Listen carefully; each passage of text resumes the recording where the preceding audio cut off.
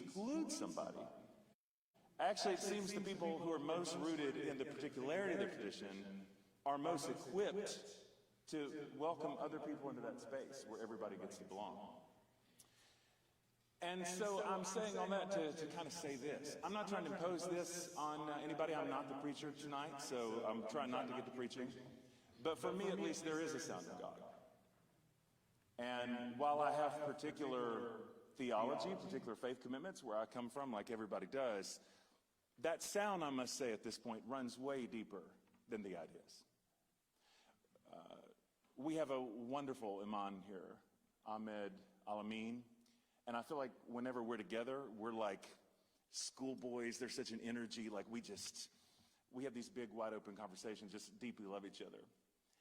And I know whenever I'm around Imam Alamin, that while we don't share the exact same theological convictions, I sure enough recognize the sound. There's a sound that's there that resonates with me, even though we don't come from the same tradition. By the same token, there are a lot of people who might recite the same creed that I do, have the same sacred text that I do, but I don't recognize the sound at all. I don't recognize the sound. And I don't trust anybody where I can't recognize that sound. I don't know exactly what that sound is for you, but for me, I've come this far. If there's a force of love and logic at work in the universe, if there's some kind of deeper mystery, then I'm pretty certain that that sounds like freedom, that sounds like liberation, not constriction, not exclusion. I'm pretty sure if something like that exists, if there's a deeper mystery, that it sounds like people being integrated and whole, not people wanting to take their own lives because the theology is so toxic that it causes them to be filled with self-hatred. That's a word maybe I am preaching. So, in this particular event, these 2 nights, part of what I love about this is every speaker we have, you hear the sound. We might call that sound different things. Oh, but you recognize the sound. Your soul knows that sound. And tonight I'm especially grateful to welcome 2 friends who really embody this sound in my life. And yes, I know all these folks. We have a lot of wild stories between us. Shane Claiborne was here last night. We both got kicked off Liberty University together. Google that sometime. It's a fun story. But Reverend CeCe Jones Davis and Antoinette Jones and I, we've lived a lot of life together. We know each other. Living life in Oklahoma. And so by way of introduction, I want to say about Antoinette first.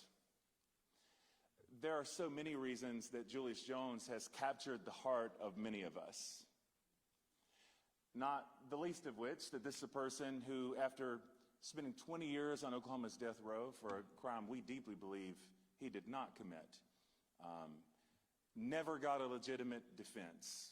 All kinds of aberrations from the very beginning. A juror who used the N-word. None of that was taken seriously. Signed affidavits, 5 or 6 of them now, where the person who committed the crime has confessed to other people. None of that taken seriously. And while this is a wonderful story in terms of the movement that's gathered around Julius, there's something also deeply unsettling about the fact that it took over 7 million people to sign a petition, all kinds of voices, to move the needle when it comes to one person, one life. But in the midst of this story, it's not just Julius that's captured so many of our hearts. It's the Jones family. And I want to tell you that being able to walk alongside of Antoinette and her precious mom and dad, and you know, Madeline, we just love her so much. I said last night she's a patron saint for many of us. The grace, the humility, the compassion, the strength, the courage that I have seen in her, that we've seen in your family, makes me want to believe. It makes me want to believe in the deeper mysteries and the deeper stuff. Makes me feel like, makes me want to keep going and to keep fighting. And I don't know a better thing I could say about a person than that. You make me want to believe and make me want to fight. Believe that they're still good at work in the world. So I can't wait for you to hear from Antoinette in just a few moments. And just before her, Reverend CeCe Jones Davis. I've introduced you several times now. I don't want you to get tired of hearing the same stuff. So she has done all kinds of remarkable work in her life and her career, served in the Obama administration, done all kinds of advocacy, a lot around menstrual equity, which I'd love to have you back another time just talk about that.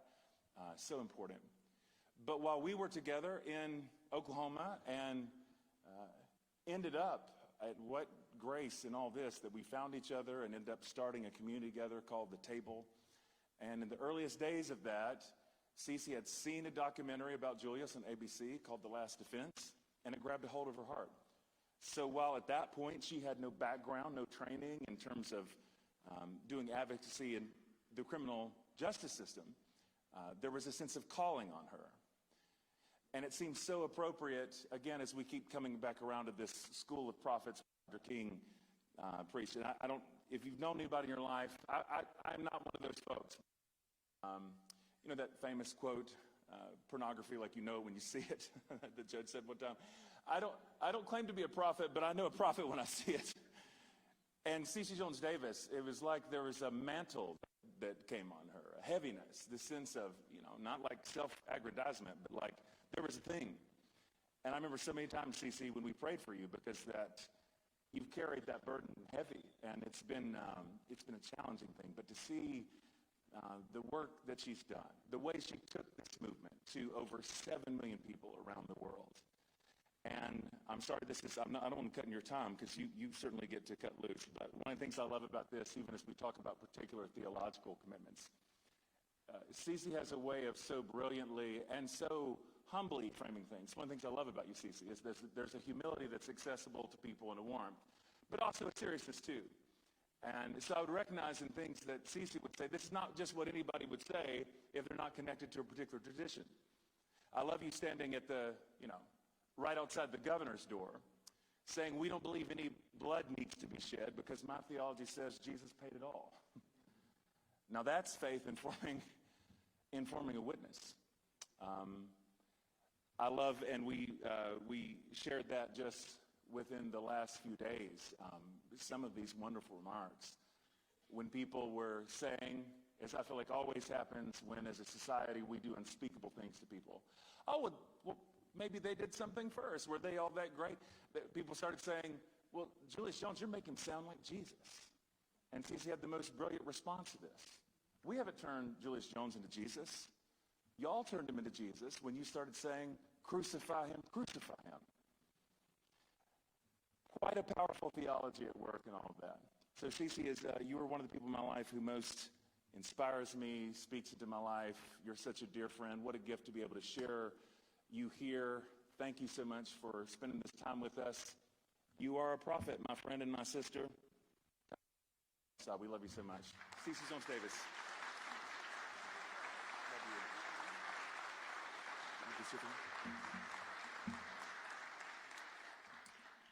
Wow. Well, good evening, everyone. How are you? It's so great to be with you tonight for such an illustrious event here at DePaul University. I tell you, I have had the best time ever over the last couple of days, and I want to thank my friend Jonathan Martin for the invitation and just introducing me to this amazing community. I want to also thank the President White. Thank you so much. Would you stand up? We want you to know how much This lady is the first woman. She is the first woman of color president of this institution, and that's a really big deal, and so we honor that. We honor that.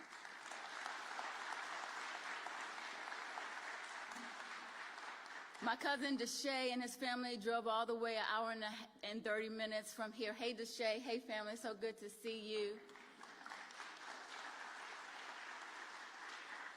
And a special shout out to the ladies of Alpha Kappa Alpha Sorority Incorporated. If you were in the house, good to see you tonight.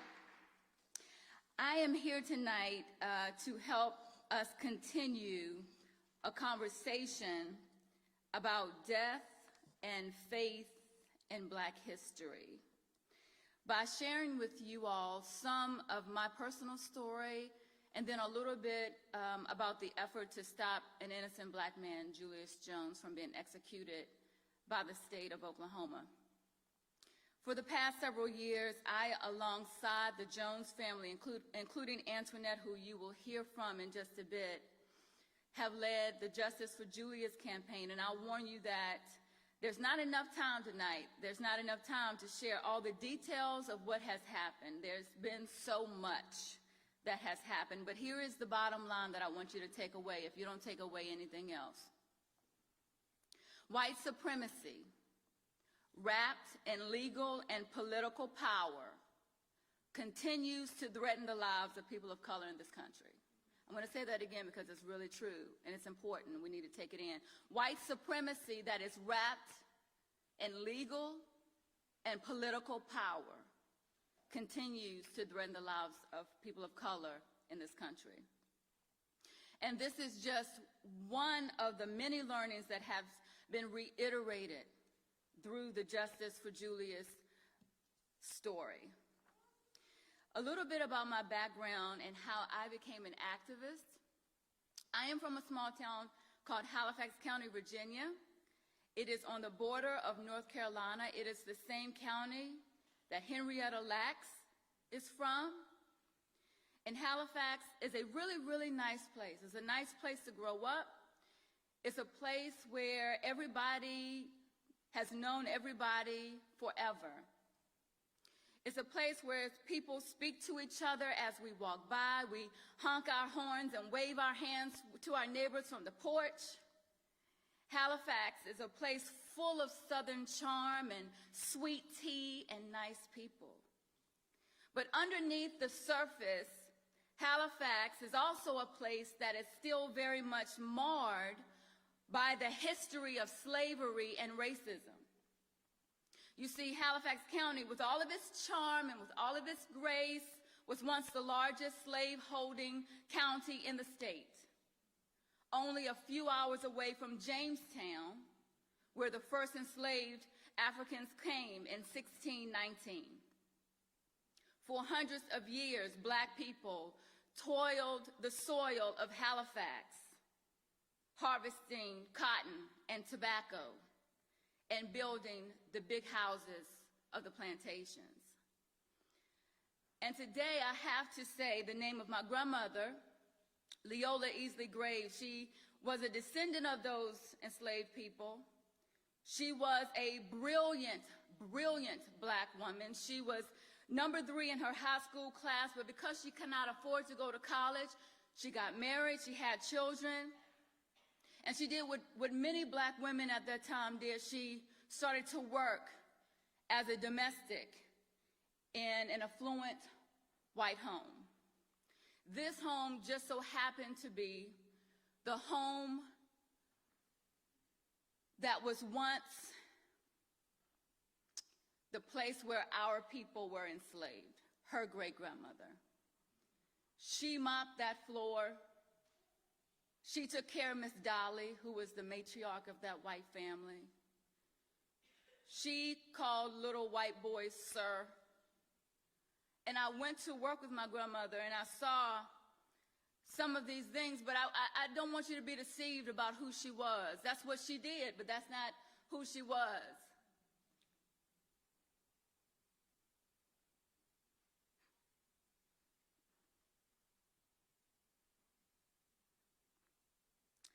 My grandmother was the queen of our village. There would be many days where she would come home from work in her uniform, and there would be a family sitting on a porch. And sometimes she knew those people, and sometimes she didn't, but she would always welcome them inside. She would grab a notebook and a pen, and she would say, tell me your story.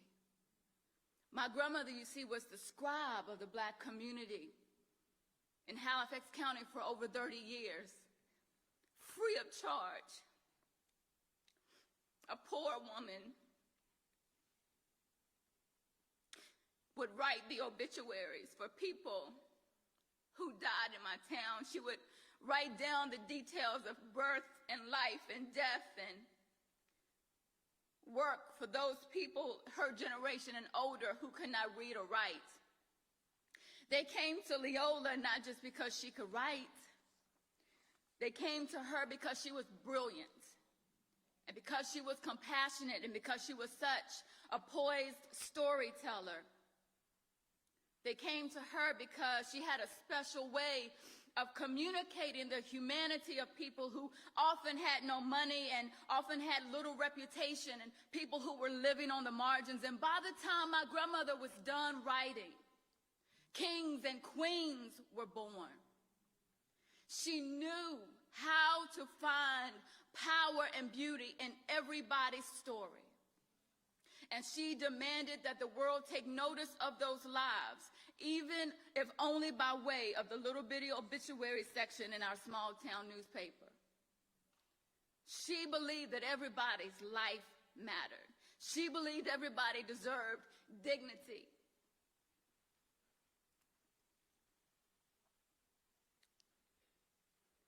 She believed that it was her moral responsibility, since she could write, to write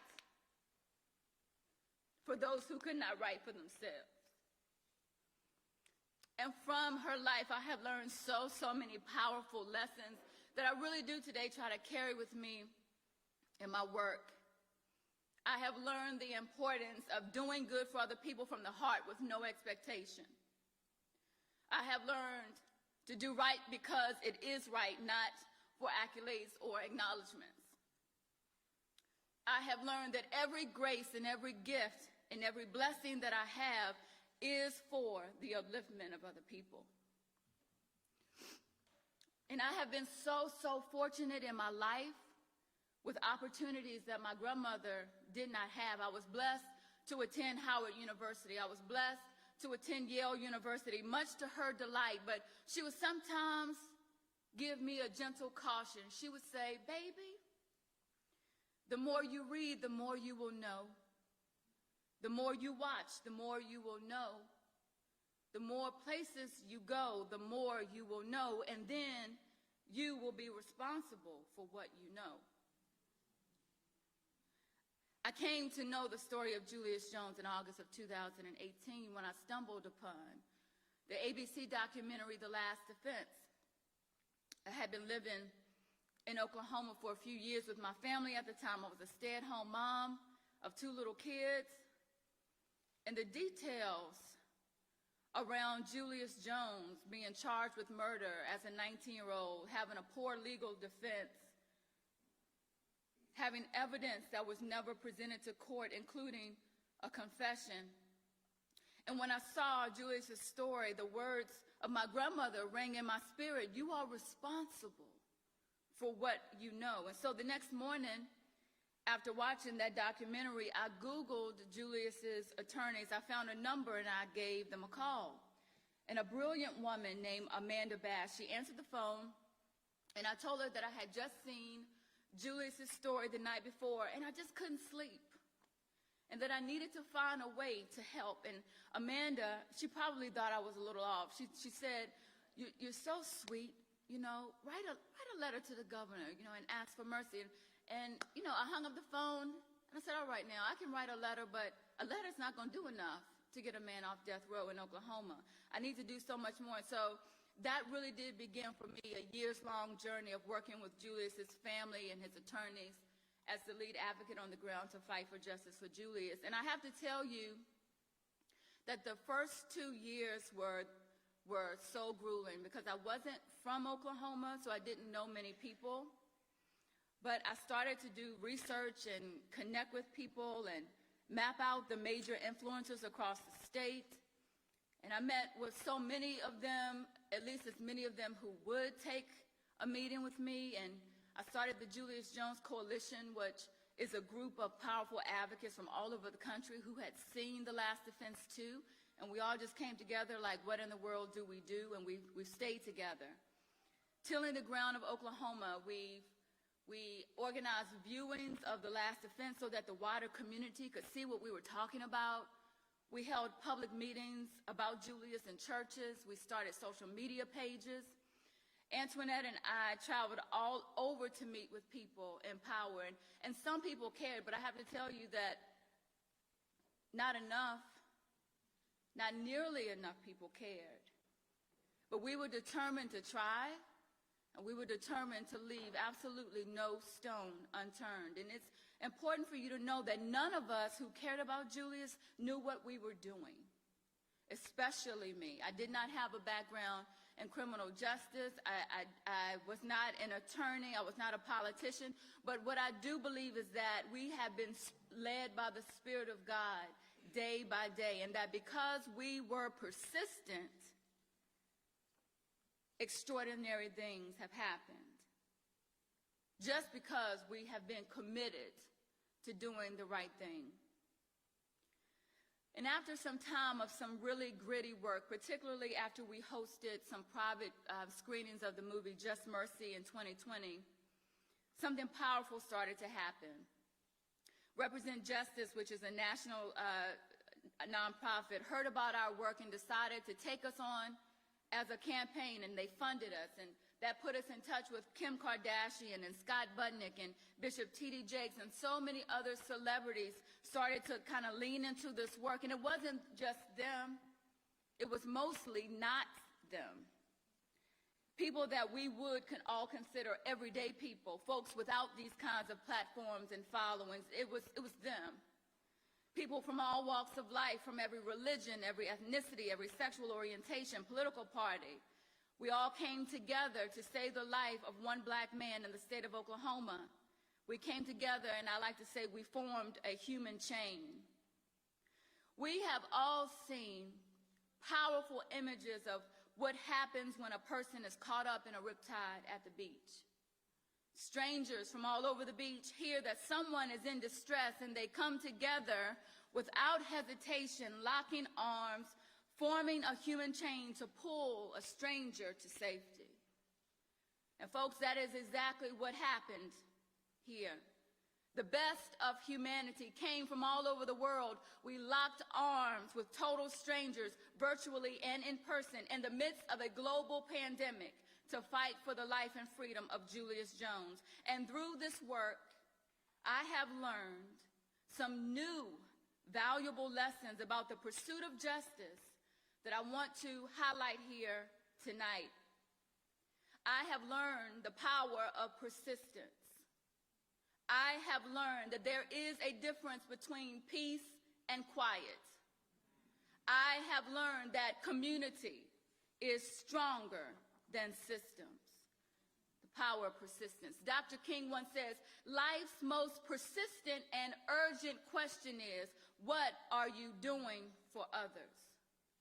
It reminds me of a parable that is found in the book of Luke when Jesus is trying to teach his disciples how to pray. He says, suppose you have a friend and you go to him at midnight and say, friend, lend me 3 loaves of bread. A friend of mine on a journey has come to me and I have no food to offer him. And suppose the one inside answers, don't bother me. The door is already locked and my children and I are in bed. I can't get up and give you anything. I tell you, even though he will not get up and give you the bread because of friendship, yet because of your persistence, he will surely get up and give you as much as you need. I have learned that to do justice, as I define doing justice as just making things right, to make things right, whether we are in Oklahoma or any other place in this world, we must know the power of persistence. We must know the purpose of humble beginnings. It is imperative that we have a strong determination inside of ourselves to keep going. It is important that we have a grit that defies the negative narratives and the many no's that we will get along our way. We must be persistent to advocate for the needs of other human beings, just as this man was in the parable. We must knock on the door at midnight at times of inconvenience. We must knock at the door at midnight and disrupt the comfort of those who have the power and the resources to affect change. Sometimes we will have to knock at the door at midnight to wake people up out of their apathy, to wake people up out of their comfort, to jostle folks out of colorblindness and homophobia and privilege and racism.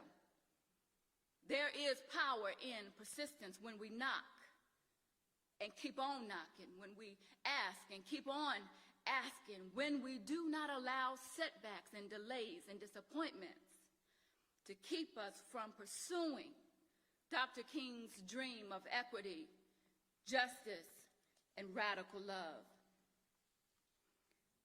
So many people told me that I was crazy. So many people said that justice for Julius was a lost cause and there was nothing that I could do. But there was something on the inside of me. There was something on the inside of us, and it was like fire shut up in our bones, and we could not let it go. Powerful people turned us away, said it was too late, told us to shut up and go home, but we could not let it go. Powerful people said all kind of bad stuff about us.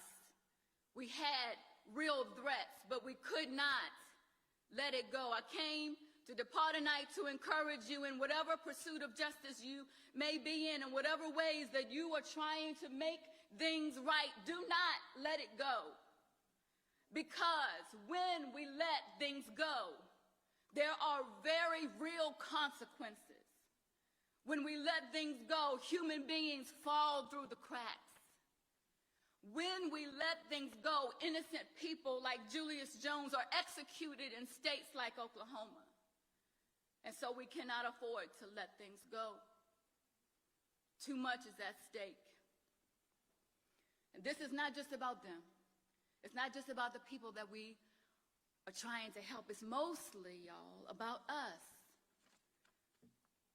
Because when we let things go, we open up a door to the moral decay of our own humanity. When we let things go, rot begins seeping into our souls. Through Justice for Julius, I've learned the power of persistence. And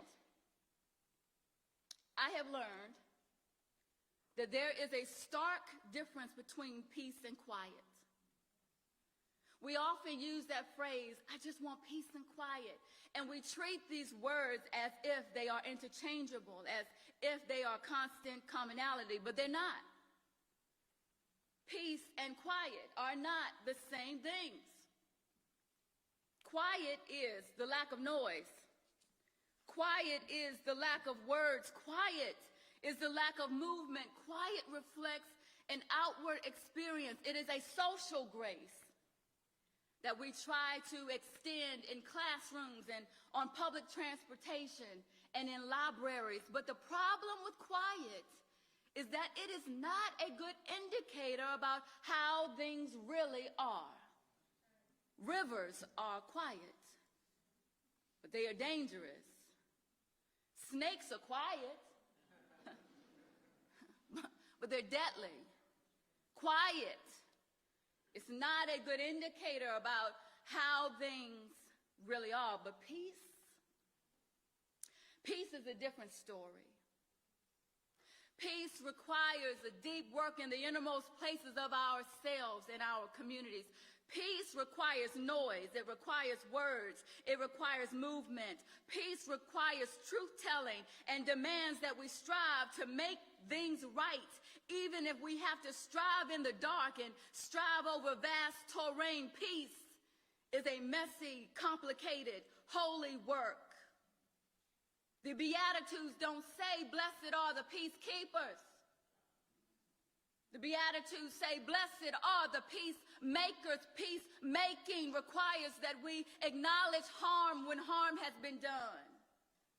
Peacemaking requires humble acts that work to repair the harm. In a nutshell, peacemaking requires risk-taking. We have to take the risk of saying the wrong thing sometimes, but it's better than being quiet. We have to take the risk of losing friends and loved ones for standing for what is right, but that is better than being quiet. We have to take the risk of being misunderstood and criticized and judged, but that is better than being quiet. In sleepy towns and states across this country, we are deceiving ourselves into believing that as long as we are quiet, everything is okay. Dr. King said, true peace is not merely the absence of conflict. It is the presence of justice. Friends, if we are not working toward justice, we cannot have peace. We might pass by each other on the sidewalk and smile, but that's not peace. We might drive by our neighbors and honk our horns and wave our hands from the porch. That's not peace. We might worship in the same place, in the same church, in the same synagogue, in the same mosque. We might buy coffee for the lady in the car behind us at the drive-thru, and that is so, so nice, but it's not peace. If we go through life just trying to be nice, we will deceive ourselves into believing that we are automatically moral. I would like to be nice, but I would rather be moral. I would like to be nice, but I would rather be good. I'd rather get into the trenches with people who are combating problems. I'd rather commit myself to learning how to be a good friend, a good neighbor to people who are living on the margins. I'd rather make a contribution in the world that moves the ball of humanity forward. I would like to be nice, but I would rather be good. From this experience, I have learned the power of persistence. I've learned the difference between peace and quiet. And I have learned that community is stronger than systems. That when we come together, anything is possible. From September to November 2021, advocates for Julius were in the fight of our lives. Oklahoma's criminal legal system was determined to execute this man, despite the fact that the parole board not voted once, but voted twice that his sentence should be commuted from death to life with the possibility of parole because of the evidence that didn't make it to trial. But even with these recommendations from the parole board, this bloodthirsty system would not budge. But do you know what people did? People across Oklahoma, people across this nation, people across this world responded with rallies and marches and prayer vigils and a massive social media effort that reached 37 million people.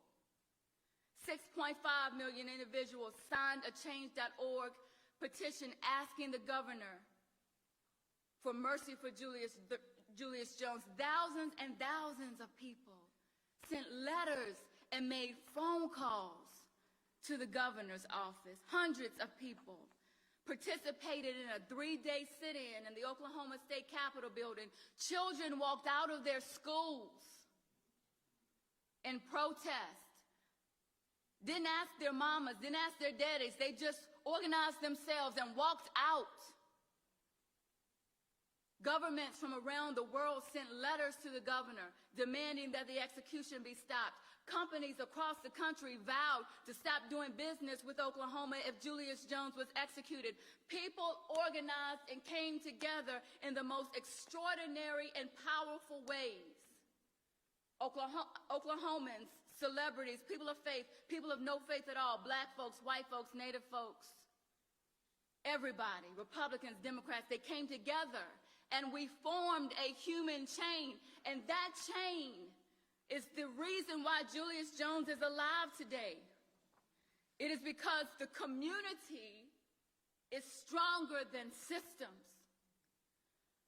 Now, I really want to be clear that Julius Jones did not get the justice that he deserves, and his family has not gotten the justice they deserve because the governor waited until 4 hours before the scheduled execution to stop it.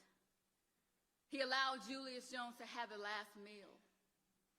He allowed Mama Jones and this family to have a last visit. It was a cruel, cruel display of power and racism. The governor ended up commuting Julius's sentence to life without the possibility of parole, and today we continue the fight to bring him home to his family. But I am so grateful that we do have a chance to continue the fight. I'm so grateful for the lessons that we have learned, the power of persistence, difference between peace and quiet, and community as stronger than systems.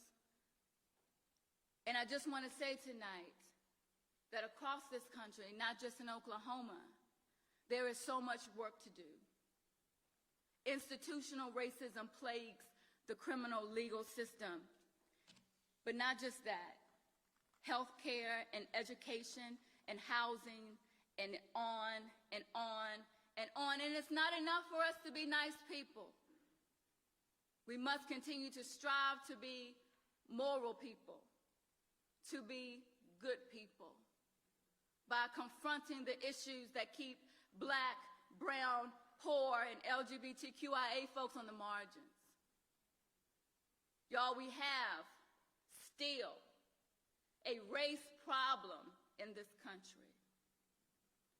Over the past several years, I can't even count for you how many hateful emails and other aggressions I've received.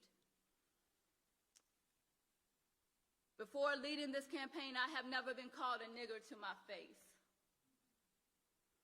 I can't tell you how many times that Julius Jones has been condemned to nigger hell. Nor can I tell you how many threats and break-ins and vandalisms the Jones family have experienced. We have a race problem in this country. And we cannot continue a culture of quiet, because underneath the surface of that culture are dangerous, dangerous sentiments that can be deadly to vulnerable people. But I think there is some good news. I think the good news is that we do have some time to work. The good news is that we have an opportunity to commit ourselves and recommit ourselves to peacemaking in a fresh way. That we can persist in advocating for the lives and dignity of all human beings, especially by working to abolish the death penalty and ending mass incarceration. In just a few moments, you will hear from the heart of this campaign, Antoinette Jones, Julius's extraordinary sister. But first, I would like for you to hear from Julius himself. To advocate and help lift my family up. It reminds me that, God has not forgotten me. Through, some 6+ million people or whatever have you, not to mention many more, out there, pushing for my sentence to be commuted. But again, through, all the people who have been reaching out and advocating and, doing this and that to assist me or my family or my lawyers, or, I'm reminded that God never stopped loving me. He was just waiting for the moment to give that love to other people. I hope people see that them showing love for me has brought them together to love one another. Thank you.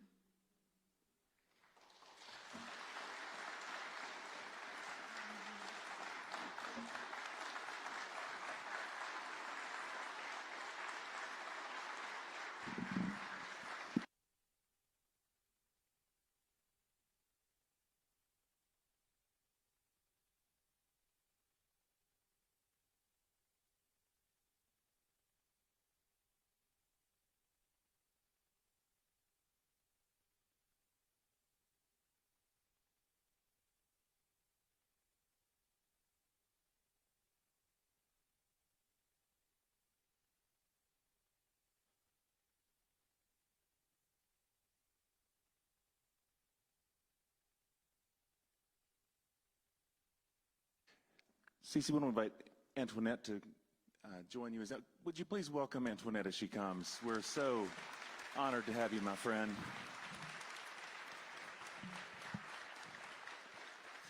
And In just a few minutes, I want to give folks a chance to ask both of you some questions.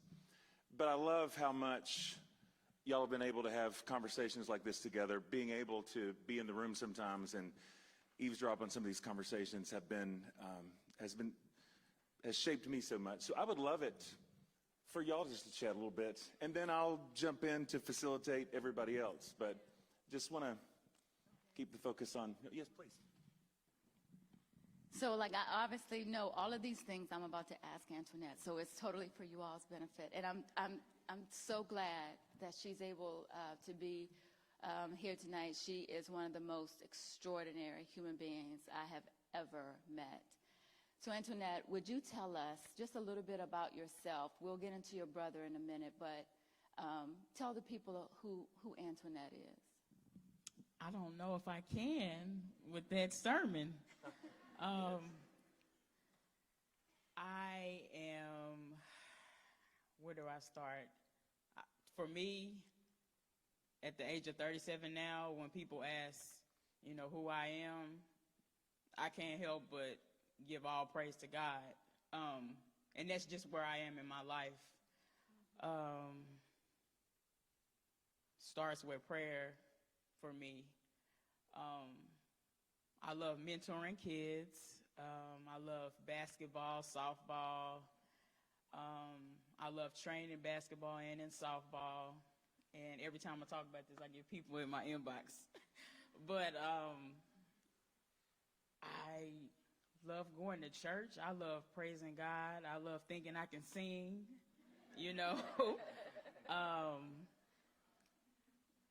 I love being around people that love God. I really love helping people just, find an easier way to do things. I didn't think I would like coaching because I'm not going to lie to you, I don't like kids like that. I can't even say that anymore. But I love kids, but God has really been working with my heart to just kind of figure out what I like doing, because she asked me, what do I like doing? And I had the hardest time, 4 years ago? Yeah. She asked me, what do I like doing? And I said, as long as I can put a smile on my family and friends' face, or as long as they good, I'm good. And I realized that wasn't good enough. Yep, exactly right. Because what I quickly realized about you was that since you were 13 years old, this happened to Julius when he was 19, you were 13.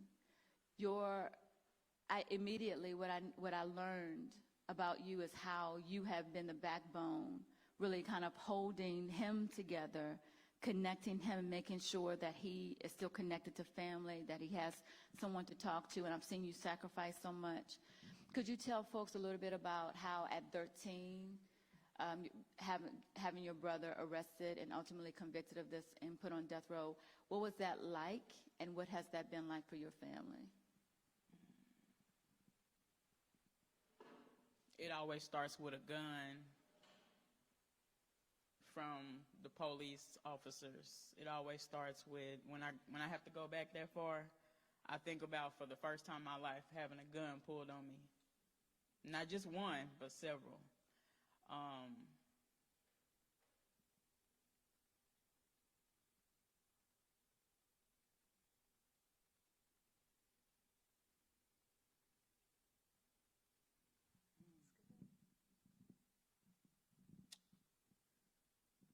That day changed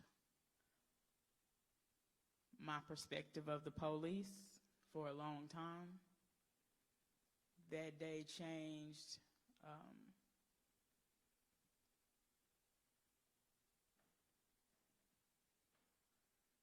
that was when I really started learning about the Constitution and the amendments and learning about laws.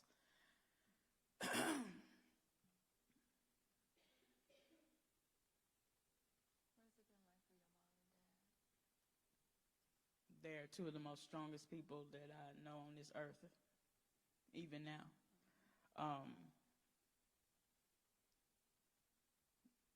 And there were a lot of stereotypes, were saying, well, this happened because Julius was in a single-parent home.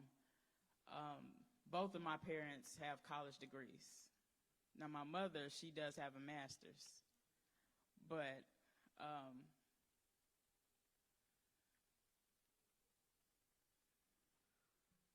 both of my parents are educated. The stereotype is that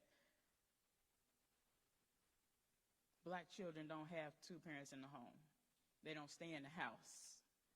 I was blessed and privileged, and I know people don't like saying privilege, but at the end of the day, I was blessed with the resources.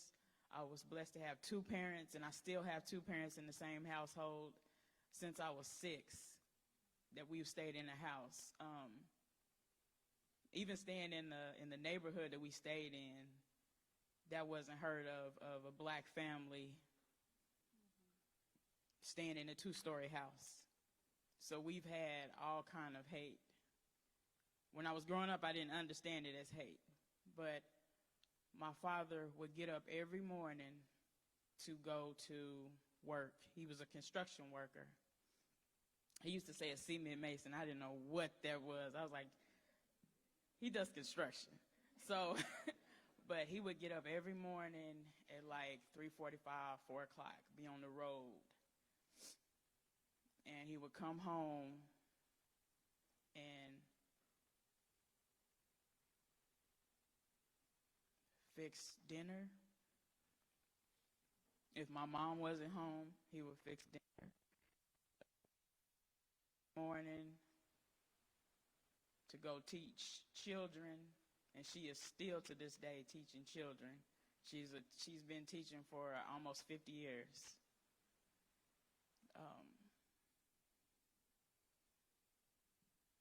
My oldest brother, Antonio, hard worker, very silent. We call him Quiet Storm. Well, excuse me, I call him Quiet Storm.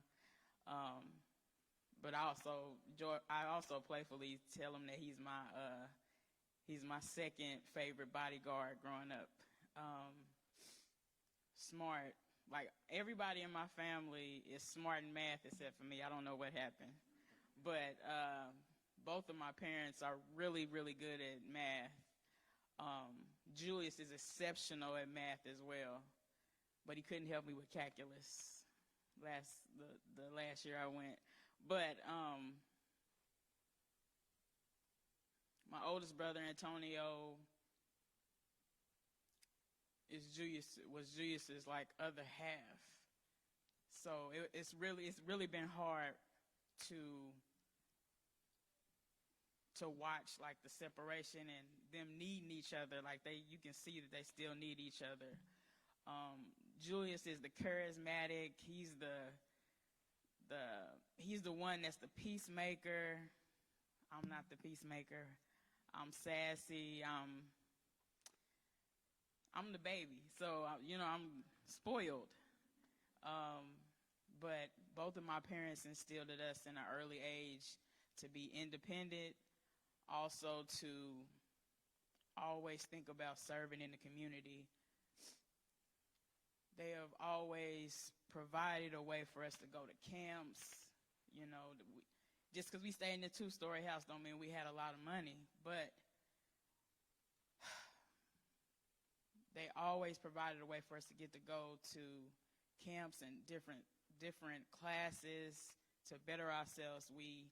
Education was serious growing up. It was enforced, but we didn't have to be told twice that we needed to do homework.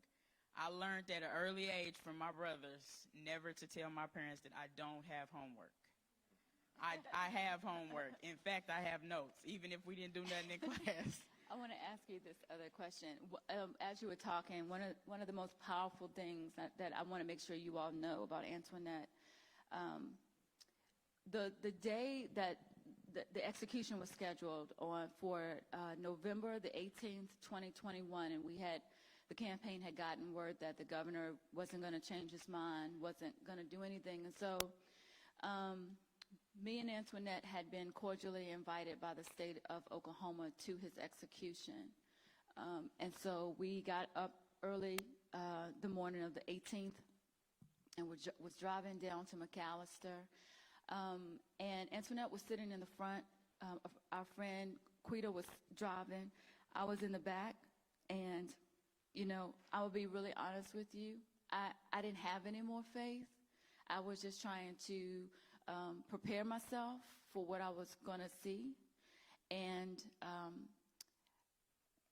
I was a wreck. I was trying to be as strong as I could in the back seat, but I was a wreck.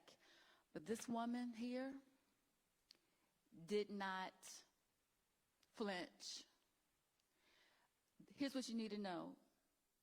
The 18th was a Thursday, right? I think the 18th was a Thursday. Antoinette called the prison the Monday before and said, "Hi, I want to schedule a visit with my brother Julius Jones for next Sunday." They were confused. They were like, "Ma'am, I'm sorry to tell you, Julius is set to be executed on Thursday." She said, I heard what you said, but I want to schedule a meeting, a visit with him for Sunday. They put her name down just to pacify her. I want you to know this woman was sitting down there that Sunday, visiting her brother. It's important to say that because, you know, some people got faith, but some folks got extraordinary faith. And to me, that was extraordinary. Can you tell folks just a little bit about that? Like, what was your mindset? We were sitting in the car, and God was like, schedule a visit. Just like that. God was like, schedule a visit. Just like God told me, you know, he shall live and not die. He's going to live to sing my praises and talk about all that he has done for me. I will say it is important, even when you're not going through hard times, it is important, period, to be around. It is important to be around people such as Jonathan, people such as CeCe, people such as Nicole. It's important to be around people that care about you and love you. It is important to know people by the fruit that they bear. Know one spirit from another. You know, I used to, when I was little, I used to, you know, say some of these scriptures, and I'm like, that don't even make sense. No one spirit from another. I thought we all just had a spirit. You know, but when you get older, it starts clicking, you know. But just to go back to the question that you asked, my brother Julius's birthday was July the 25th. We were celebrating his birthday in the summer of 1999, which was a record of, it was one of the hottest summers ever. And so his birthday was the 25th of July. The police came to our house, 4 days later, on the 29th, I believe. And my parents were getting ready to go to a class reunion. Never seen them so happy. And a little bit before the police came, the police had called on the phone.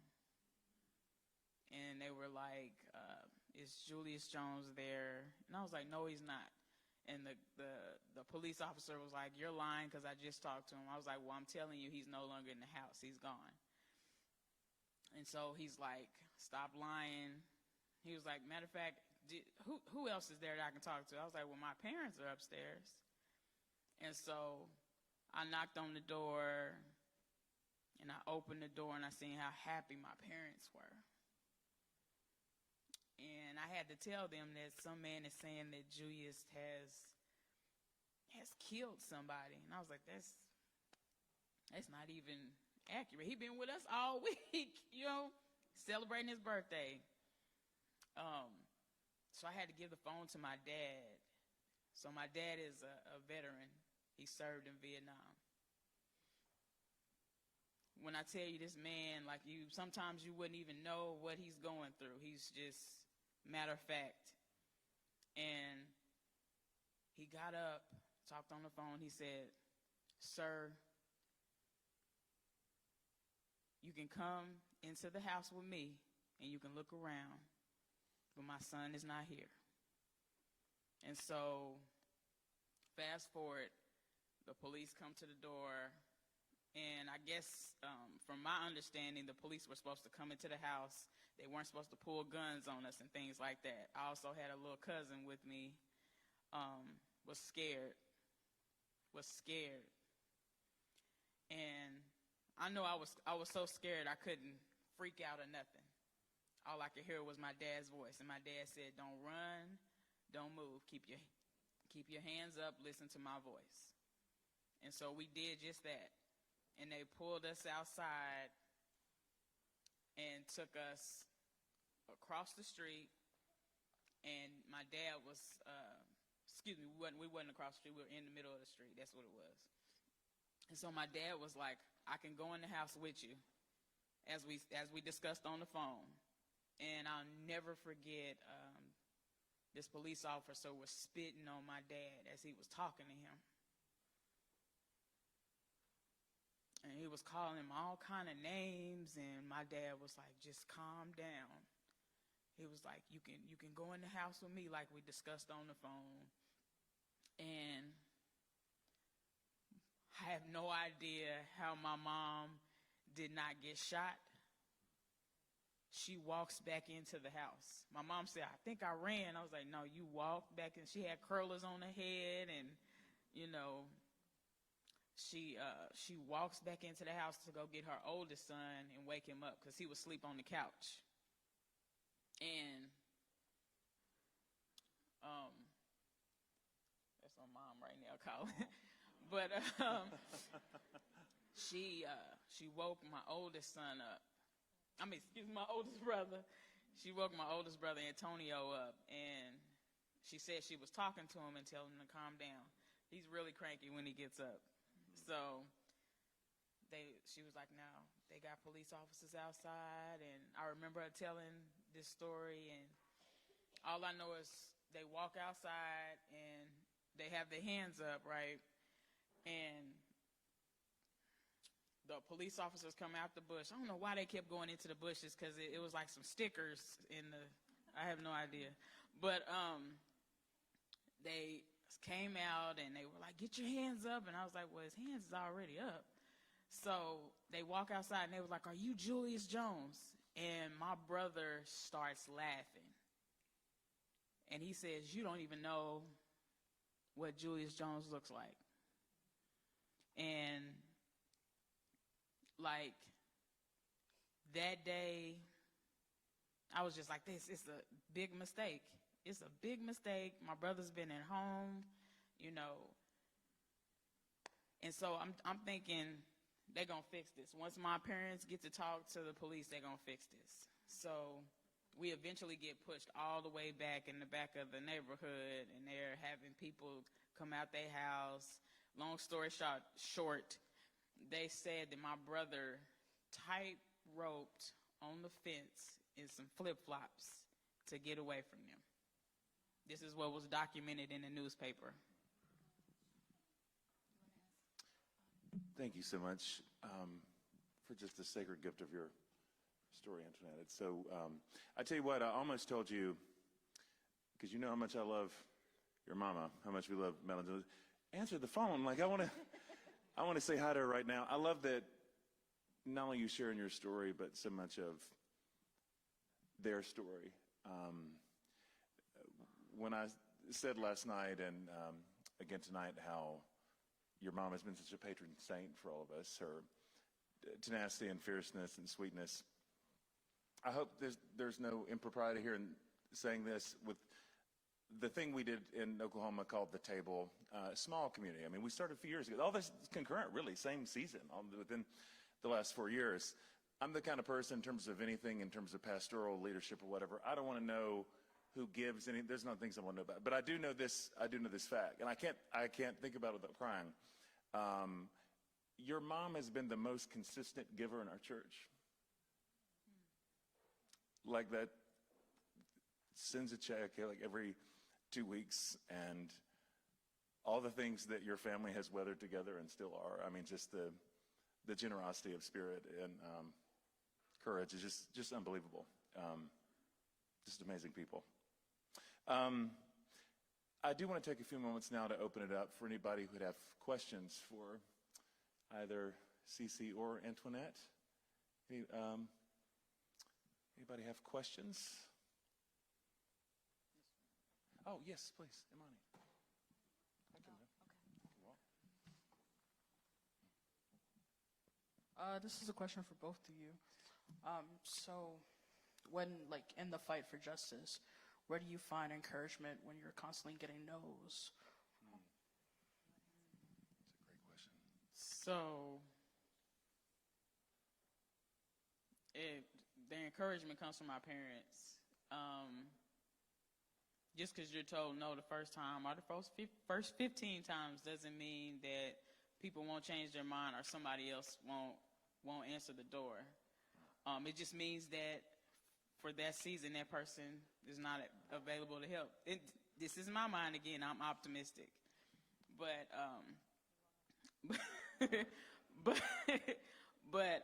long story short, when CeCe came and she was talking to some of these people that I had talked to when I was 14, 15, 16, 17, 18, 21, for example. Just because they said no back then, God showed me that they can still say yes now, and they did. In no way am I saying that you have to be saved to hear from God and for God to use you. But for me, it has made my life better. It has made my strength better. It has made me be able to empathize with people that have literally spit in my face or stepped on my shoes or pushed me down. But for me, it was when I gave my life to God. And I was intentional about it as I got a little older. I would just quickly say that we keep our circle small so that we are controlling what's going in and out of our ears. We pray a lot. We pray several times a week together, and we keep our circle very, very small to just keep ourselves focused and encouraged. Thank you so much for that. What a great question, Imani. One of our chapel interns here. Please, yes. Hi, my name is, people call me CeCe too, but my name is Sadiqa. I'm an older sister to 3 little black boys. Obviously, I'm black. And we're from the inner city, so we're from Brooklyn. And I don't know, I feel like we grew up without a dad. So I feel like I take on such the role of explaining to them, police brutality. And if police just shut up, don't say nothing, don't move, don't blink, just put your hands up. And, I feel like it gets really discouraging.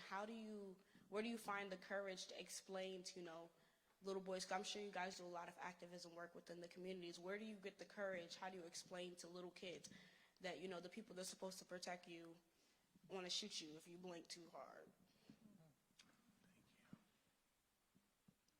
Woo, why you passing me the mic, sister?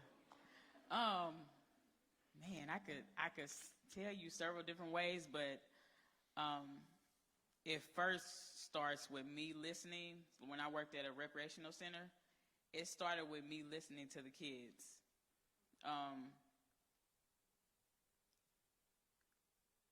But growing up, I was stopped when I was 12.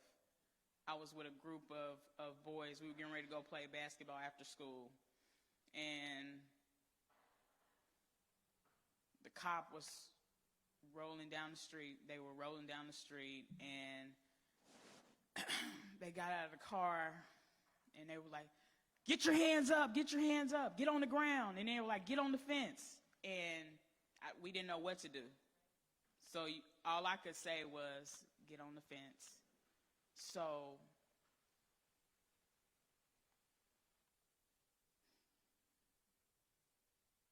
sometimes until you've been in that situation, you don't really know how to explain to certain kids. But I will never forget, they didn't even search me. They just told me to stay on the fence. They made the boys get on the ground with their backpacks. They over-searched them. They were being very aggressive with their language. And you know the crazy part? After they left and they all got up and we walked home, it was like it was the most natural thing for us to continue to go play basketball, like nothing happened. So for me, it's to inform them that no matter what happens, you do not run, you do not talk back, but what you do is you go tell your parent and your guardian. When you have calmed down, you go tell them exactly what happened. Pay attention to the badge number and the name. Pay attention to the cop number. I know everything happens real quick and you don't know, I can't breathe, because that's how it is. I mean, I don't know how it is for anybody else, but when it's happening to you and you're young, you don't think about little details and stuff like that. But talking to the kids at the recreational center, when I started telling them things like this, then they started saying, well, why do the cops do this? I say, not all cops are bad. Let me first say that, because that is the truth. Not all. I have family members that are cops. But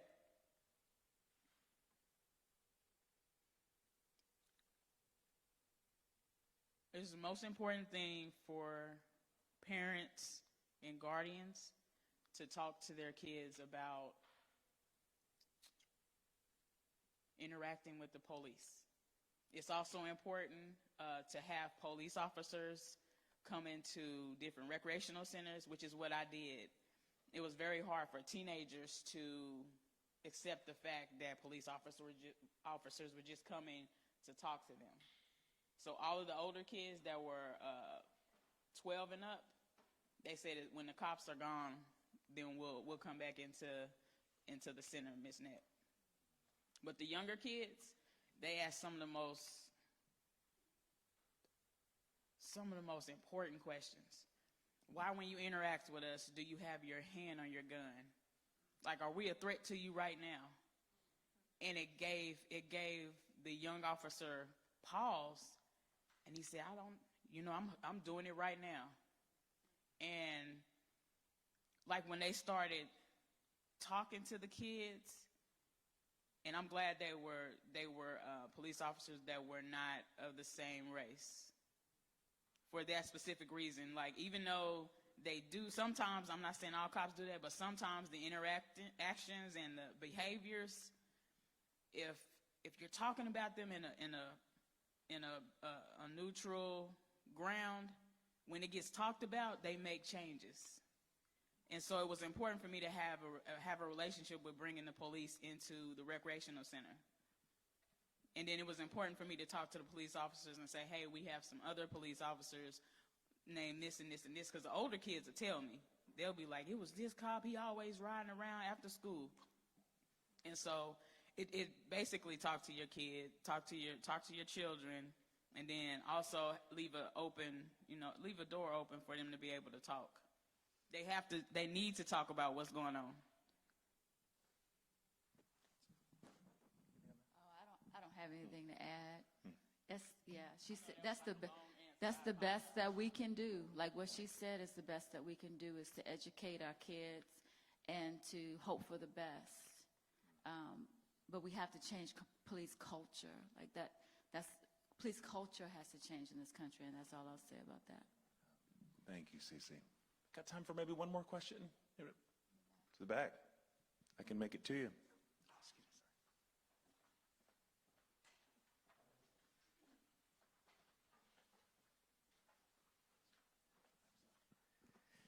Just so thankful for the amazing speakers tonight and last night. If you guys missed Reverend Moss last night, look it up. It was probably the best speech I've ever heard in my life. Reverend Jones Davis, tonight you mentioned something about Virginia and growing up and everybody being so nice. Yeah. You just nailed Indiana. Because everybody's nice in Indiana, right? You make a wrong phone call and you talk to somebody for 30 minutes. But then you mentioned something about not being nice, but being moral and good instead. And Reverend Moss last night mentioned speaking truth, and that just resonated with me so much. So my question is, how do you, in your worldview, both of you, in your worldviews, objectively determine what is moral and what is good and what is true compared to what is immoral, what is not good, and what is untrue? That's good. That's an awesome question. For me, I'll say first that I have a sacred text to refer to that has been always a very helpful guide for me in determining how I define morality and what is good and what is virtuous. And so, I'm not just kind of pulling things out of the air, like I'm looking at something towards some ancient text that really inspires me and informs me on a regular basis. And then I look around to what is work. I look around at history, what has worked and what has not worked. When were the times when we didn't tell the truth, and what were the consequences? History really does inform me as to how I kind of think about moving things forward. We've done things a certain way. Okay, that wasn't so great. We've learned some things. Now, how do we do things differently? And so for me, I would say sacred text is very, very important in grounding me in terms of moral compass. And history is very, very important to me in terms of grounding me in what's right and what's wrong. Why would I want to go after you? Look, she right about the scripture, but for me, it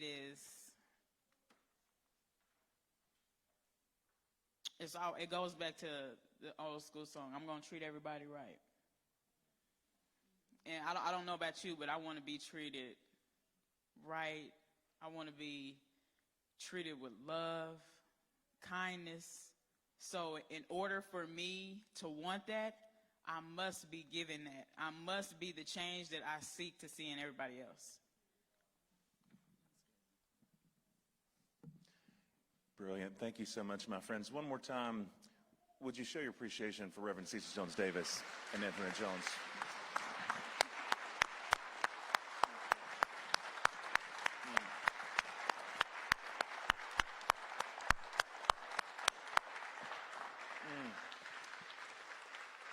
And tell you what, feel free to go ahead and stand up. Just keep them standing up good. So here's the thing. We're going to, as we close, we're going to sing one more time. One of the things that CeCe talks about beautifully, but also embodies better than anybody I know, is that this kind of work of resistance in the world requires you to nourish your soul. And that's why I love us being able to conclude in song tonight. So that we take these things that we're sitting with, and there's room not only to talk about trauma and sorrow and hard things in a really honest way, but also space for joy. Just before we do that, and as soon as they're done, we will call it a night. I do want to make a quick announcement. So at the Center for Spiritual Life, so many wonderful things happen every month. Rabbi Pfeffer, who we love, leads our Shabbat service and dinner. We have Juma prayer on Fridays that Imam Al-Amin leads. And one of the things we've been talking about for a while is what it would look like to have a Christian chapel of some sort. So starting not this week, but next week on Wednesdays, in the UB living room, we're going to be doing chapel. I'm going to be leading, non-mandatory obviously, Wednesdays at noon for 30 minutes for anybody who wants to join it. And I would just summarize what we're attempting to do this way, at least this is the idea, is to pursue spirituality that looks like this. It's what we care about. And we're looking for the sound that we've heard tonight, the sound that we've heard the last couple nights. That's what that experience is about. So Weekly Christian Chapel, for anybody who wants to participate in that, I think it's going to be a really sweet journey. I want to say thanks one more time for being here. And once again, CeCe, Antoinette, thank you so much. Love you both. Incredible to have you here. Tosh, Joel, take us home.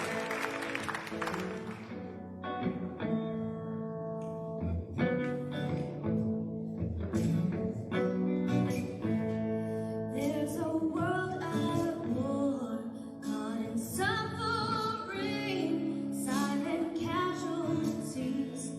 Oh God, grant us peace.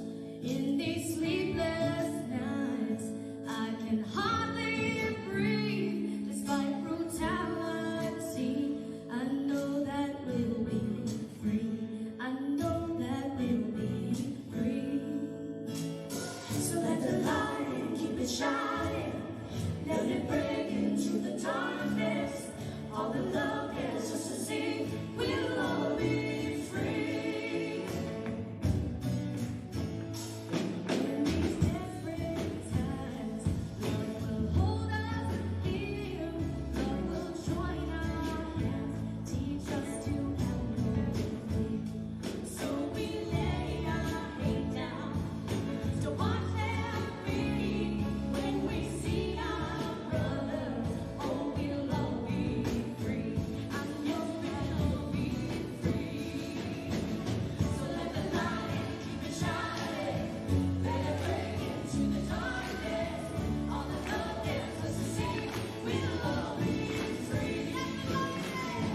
Let the light keep it shining. Let it break into the darkness. All the love gets us to see.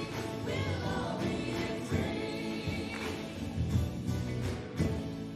We'll be free, free. We'll all be free. We are free, free. We'll all be free. We are free, free.